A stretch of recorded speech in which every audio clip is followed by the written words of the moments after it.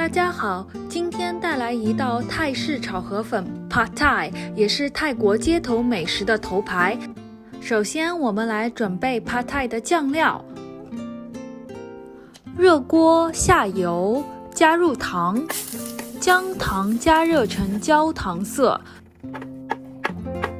然后我们加水搅拌，放入1大勺鱼露和2大勺罗望子酱。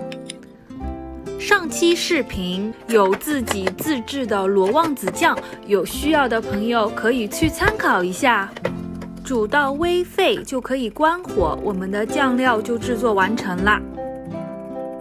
再来可以准备煎 Pad Thai 的主料，可以事先用盐将虾仁和鸡肉腌制一下。热锅下油，将虾仁两面煎熟即可。然后我们再把鸡肉煎熟，当然你可以根据自己的喜好替换不同的肉。最后我们来准备 Pad Thai 的配料，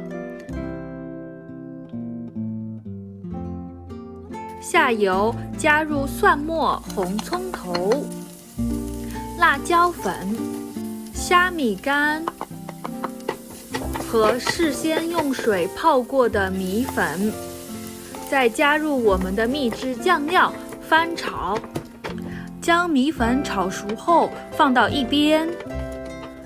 这时候我们可以再来煎1个鸡蛋，简单快速的翻炒一下，然后可以把鸡蛋拌入米粉，再加入豆芽、葱和事先炒好的虾仁和鸡肉，如果有豆腐的朋友还可以加入豆腐。